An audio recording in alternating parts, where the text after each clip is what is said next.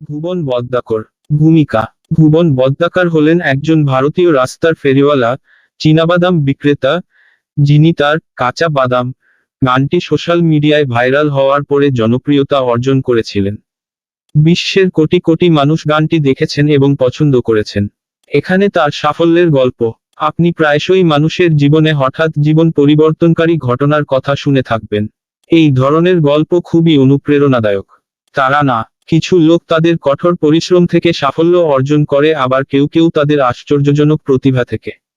একইভাবে 2022 সালে তার কাঁচা বাদাম গানের জন্য ভাইরাল না হওয়া পর্যন্ত ভুবন বদ্দাকর একজন সাধারণ মানুষ ছিলেন।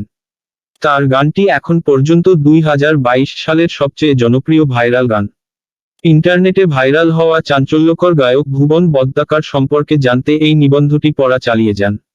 জীবনের প্রথমার্ধ: ভুবন বদ্দাকর পশ্চিমবঙ্গের বীরভূমে জন্মগ্রহণ করেন এবং বেড়ে ওঠেন। তিনি বর্তমানে নিজ গ্রামে পরিবারসহ বসবাস করছেন। তার স্ত্রী, 2 ছেলে ও 1 মেয়ে রয়েছে। তার পরিবারের সদস্যদের নাম পরিচয় সম্পর্কে আমাদের কাছে কোনো তথ্য নেই। আমরা শুধু জানি তার পরিবার তার সাফল্যে খুব খুশি। খ্যাতি পাওয়ার পরে ভুবনকে বেশ কয়েকটি সাক্ষাৎকারের জন্য ডাকা হয়েছিল, যেখানে তিনি যে সংগ্রামের মুখোমুখি হয়েছেন সে সম্পর্কে অনেক কিছু প্রকাশ করেছিলেন। তার প্রতিভা এবং তার কঠোর পরিশ্রম তাকে খ্যাতি এবং সাফল্য এনে দিয়েছে।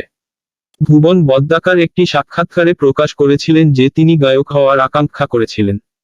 তিনি নিজেকে বাউল দলে তালিকাভুক্ত করেছিলেন এবং এমনকি তাদের জন্য গানও করেছিলেন। বিয়ের পর ভুবন দল ছেড়ে রাজমিস্ত্রির কাজ করে সংসার চালাতে শুরু করেন। এক পর্যায়ে তিনি তার পরিবারের ভরণপোষণের জন্য কাঁচা চীনাবাদাম বিক্রি করার সিদ্ধান্ত নেন। ভুবন গত 10 বছর ধরে এই ব্যবসা করে আসছে। জনপ্রিয়তা: জনপ্রিয় গায়ক ভুবন বদ্দাকর তার গান কাঁচা বাদাম ইন্টারনেটে ভাইরাল হওয়ার পর ব্যাপক জনপ্রিয়তা পান। আমরা দেখতে পেলাম শিশু থেকে বৃদ্ধ পর্যন্ত এই গানে মুগ্ধ।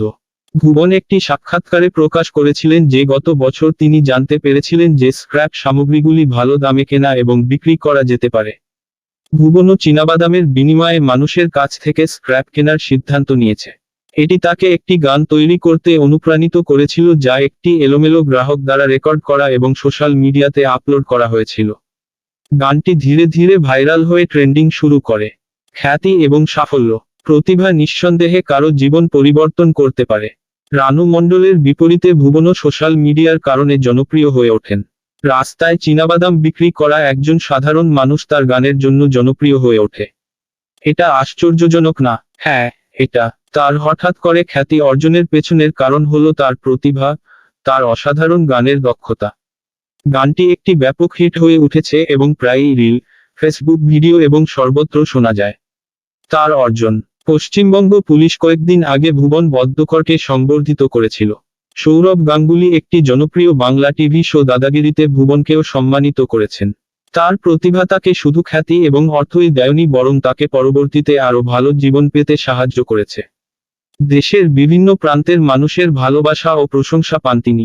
টেলিভিশন চেহারা: ভুবন বদ্দাকর কিছুদিনের মধ্যেই খুব জনপ্রিয় হয়ে ওঠেন এবং জনপ্রিয় বাংলা শো দাদাগিরি সিজন 9 দিয়ে টিভিতে আত্মপ্রকাশ করেন। অনুষ্ঠানে বিশেষ অতিথি হিসেবে উপস্থিত ছিলেন তিনি। ভুবন প্রাক্তন ভারতীয় অধিনায়ক এবং বিসিসিআই এর চেয়ারপারসন সৌরভ গাঙ্গুলির সাথে দেখা করেছিলেন শোতে, যেখানে গাঙ্গুলি তাকে তার প্রতিভার জন্য সম্মানিত করেছিল। কাঁচা বাদাম রিমিক্স: গানটির রিমিক্স তৈরি করতে ভুবনের সঙ্গে সহযোগিতা করেছেন জনপ্রিয় সঙ্গীত শিল্পী অমিত ধুল। অমিত ধুল এবং নিশা ভাট এবং ভুবন ইউটিউবে গানটি আপলোড করেছেন। গোধূলিবেলা মিউজিক লেবেল তার চমৎকার গানের জন্য ভুবনকে 3 লাখ টাকা অফার করেছে। আমাদের ওয়েবসাইটে আমরা আপনাকে কঠোর পরিশ্রম করতে এবং আপনার প্রতিভার উপর কাজ করতে উৎসাহিত করতে এবং অনুপ্রাণিত করতে বিশ্বজুড়ে মানুষের সাফল্যের গল্প নিয়ে আসি। আমরা শুধু এই সাফল্যের গল্প দিয়ে আপনাকে অনুপ্রাণিত করার লক্ষ্য রাখি। ভুবন বদ্দাকর ফিরে এসেছেন তার নতুন গান নিয়ে। কাঁচা বাদাম গায়ক ভুবন বদ্দাকর ফিরে এসেছেন তার নতুন গান আমার নতুন গাড়ি নিয়ে। গায়ক সম্প্রতি একটি সড়ক দুর্ঘটনার সম্মুখীন হন, যার পরে তিনি হাসপাতালে ভর্তি হন। ভুবন তার নতুন গাড়ি চালানোর চেষ্টা করার সময় এই ঘটনা ঘটে। ইনজুরি কাটিয়ে আবারও দ্বিতীয় গান নিয়ে ফিরছেন ভুবন। তার নতুন গান, যা দুর্ঘটনা এবং ঈশ্বর যেভাবে তাকে বাঁচিয়েছেন তা চিত্রিত করে, বর্তমানে সোশ্যাল মিডিয়ায় প্রবণতা চলছে।